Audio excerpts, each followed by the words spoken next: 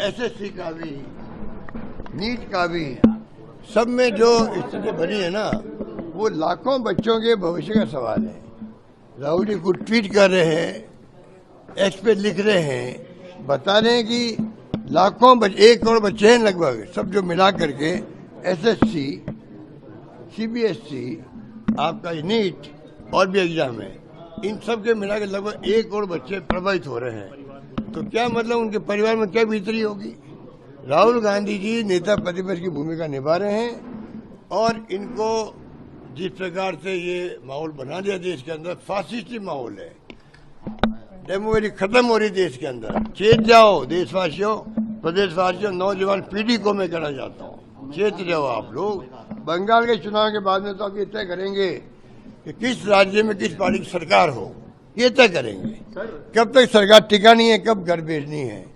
जो पहले मध्य प्रदेश, कर्नाटका और महाराष्ट्र में सरकार गिरी थी, राजस्थान में भी इन्होंने पूरा षड्यंत्र कर लिया, हमारे लोगों को ले लिया वहाँ पे मानेसर में, पूरा वहाँ इंतजाम किया इन लोगों ने, पुलिस वहाँ खड़ी कर दी आईजी के ऑफिसर को, तब भी प्रदेश वाली दुआओं से सरकार हमारी बच गई। मैं समझता हूँ इनको सबक सिखाया राजस्थान ने, पर अभी भी ये बांधने वाले नहीं। बंगाल का चुनाव जिस प्रकार से हुआ है, धांधली से, SIR से 2.5 लाख पुलिस वाले भेज दिए, गुंडागिरी कर रहे, तोड़फोड़ करी, और अभी तक में तोड़फोड़ हो रही है, मारपीट हो रही है। बताइए अब क्या हो रहा है देश के अंदर। इन बातों को आपको, हमको, जो मीडिया वाले हैं, प्रेस वाले हैं और सोशल मीडिया की भूमिका बहुत शानदार है अभी देश के अंदर। हिम्मत करके बोल रहे हैं वो लोग। मेन स्ट्रीम मीडिया जो है दबाव में है सरकार के, बोल नहीं पा रहे हैं। बार बार आपको मैं कह चुका हूँ।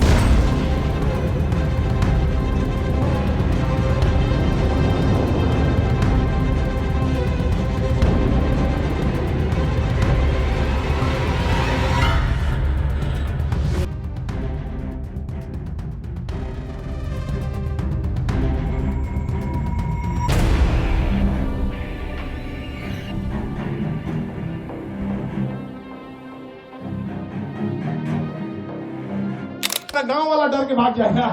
भाई इतना पुलिस वाला क्यों आया। इससे पहले जब दरोगा का रिजल्ट हुआ था तो लगभग 20-25 जीप से वो लोग आए थे लोग, और पूरा ये स्टेज दरोगा से भर गया था। तो मोहल्ला वाले लोग डर गए कि लगता है खान सर के ऊपर छापा उपा पड़ गया है, इतना पुलिस वाला आया उठा ले जाएगा यहाँ पे। बाद में पता चला कि मिलने आया था यहाँ। तो ये सारे लगभग 12,000 से ज्यादा बच्चे हैं और ये अभी एक हॉल में बैठे हैं। उद्देश्य यही है, इन लोग के जैसे हजारों लाखों बच्चे तैयारी कर रहे हैं, जो पेपर लीक हो जाता है, ऐसे न जाने कितने गरीब मिडिल क्लास के बच्चों का सपना तोड़ दिया जाता है। और शायद अगर ईमानदारी से परीक्षा नहीं होती तो यहाँ ये लोग नहीं बैठ पाते, केवल अमीर लोग बैठे रहते। लेकिन यहाँ कोई भी ऐसा नहीं होगा, सब मिडिल क्लास गरीब घर के बच्चे होंगे। मकान मालिक के सताए हुए हैं हॉस्टल में। इन लोग को अगर मकान मालिक और बिजली विभाग से भी कहते हैं, आपके माध्यम से कहते हैं बिजली विभाग से भी, कि ये जिस हॉस्टल में रहते हैं वहाँ इन्वर्टर वगैरह नहीं रहता, तो कम से कम स्टूडेंट एरिया का लाइट ना काटा जाए। आप लोग सहमत है कि नहीं जी। स्टूडेंट एरिया का 2-2 घंटा लाइट काट देता है, ऐसा कहता है कि दुनिया भर में बिजली दे रहे हैं, यहाँ पे मंगल ग्रह पे बिजली सप्लाई करेगा, पहले विद्यार्थी के देते बिजली यहाँ पे। लेकिन जिस तरीके से अब नीट का भी पेपर लीक हुआ था, नीट परीक्षा के लिए इनका कहना है, तो कुछ पत्रकार हम टीचरों को कहीं कह रहे हैं कि हम लोग के पास पता नहीं क्या बुद्धि वगैरह का, उनका कहना है कि हम लोग के पास इतना बुद्धि नहीं है। अजीब हाल है।